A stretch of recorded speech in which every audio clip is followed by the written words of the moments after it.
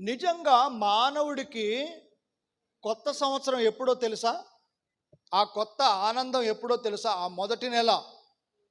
ఆ నెలలో మొదటి నెలలో అది మానవుడికి ఎప్పుడంటే, నిజముగా మానవుడు మారుమనసు పొంది దేవుని దేవునిలో రక్షణ పొందినప్పుడు.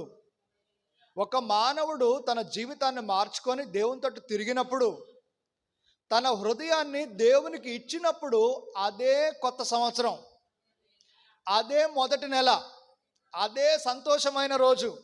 మనిషికి చాలామంది దేవుని సన్నిధికి వస్తున్నారు కానీ వాళ్ళ హృదయాలు దేవునికి ఇవ్వడం లేదు.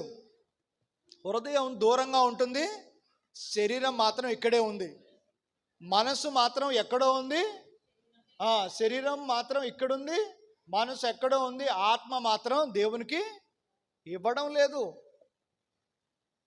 అలా ఉండడం వల్ల మనకు నిజమైన సంతోషం మన హృదయాల్లో లేదు, నిజమైన ఆనందం మన హృదయాల్లో లేదు.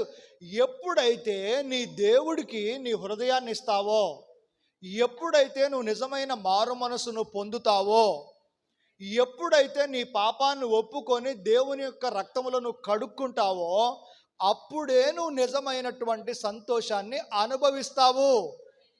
హల్లెలూయా. ఇప్పుడు సంతోషించే సంతోషం అది నిజమైనదై లేదు.